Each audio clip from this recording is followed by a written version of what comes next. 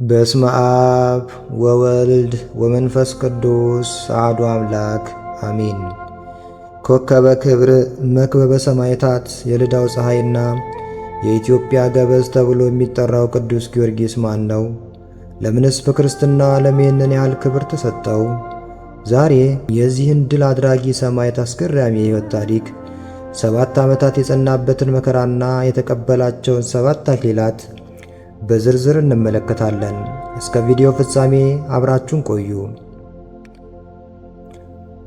ታሪኩ የሚጀምረው የቅዱስ ጊዮርጊስ አገር ፍልስጤም በምትባል በድዳ ከተማ ሲሆን አባቱ አንስታቴዎስ የካፖዶኪያ መስፍን ሲሆን እናቱ ቴዎብስታ ደግሞ ደግና እግዚአብሔርን የምትፈራ ሴት ነበረች።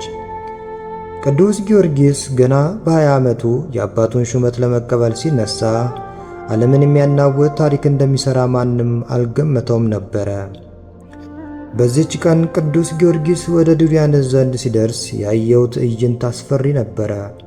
ንጉሡ አምላካቸውን የካዱ 70 ነገሥታትን ሰብስቦ ጣዖት አቁሞ ነበረ። ለዚህም ጣዖት ያልሰገደ ይገደላል የሚልም አዋጅ አሳውጆ ነበር።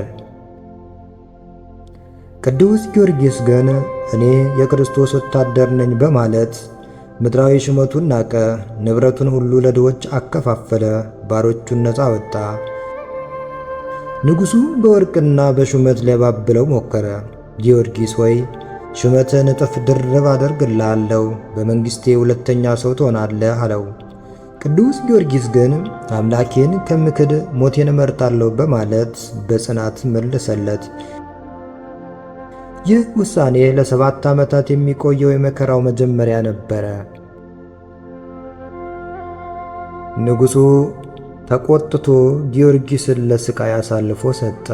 የመጀመሪያው መከራ በመንኮራኩር መፈጨት ነበረ። ቅዱስ ጊዮርጊስን በሾለ ብረት በተሞላ መንኮራኩር ውስጥ ጨምረው ፈጩት። ሥጋውና አጥንቱ እንደ ዱቄት ሆነ። ደቀ መዛሙርቱ አለቀሱ። ነገር ግን ጌታችን በክብሩ ተገልጾ አይዞ ጊዮርጊስ 3 ጊዜ ትሞታለህ፣ 3 ጊዜ አስነሳሃለሁ አለው።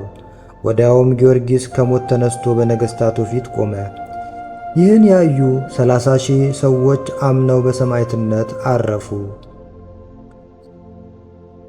ንጉሡ ይህ አስማት ነው ብሎ አትናሲዮስ የተባለ ታላቅ መተተኛ አስመጣ።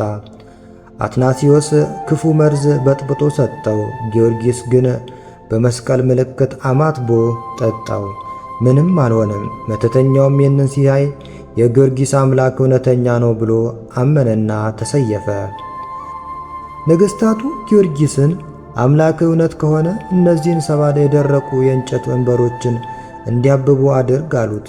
ቅዱስ ጊዮርጊስ በጸለየ ጊዜ ወንበሮቹ ወዲያው ለምልመው አበበውና ፍሬ አፍርተው ታዩ። ነገሥታቱ አሁንም አልተመለሱም። የቆዩ ሙታንን አስነሳለን አሉት። ከመቃብር የወጡ አጥንቶች በጸሎት ተሰብስበው ሥጋ ለብሰው ተነሱና ስለ ክርስቶስ መሰከሩ። ይህ ተአምር በከተማው ሁሉ ታላቅ መነቃቃትን ፈጠረ። ጊዮርጊስ ከቤተ መንግሥት ተባሮ በአንዲት ድሃ መበለት ቤት እንዲቀመጥ ተደረገ። በዚያም ሌላ ተአምር ተፈጸመ። መበለቲቱም የምግብ እጥረት ነበረባት። ጊዮርጊስ ሲጸልይ ግን ቤቷ በምግብ ተሞላ። ልጇ ዕውርና ደንቆሮ ነበረ። በመስቀል ምልክት ፈወሰው።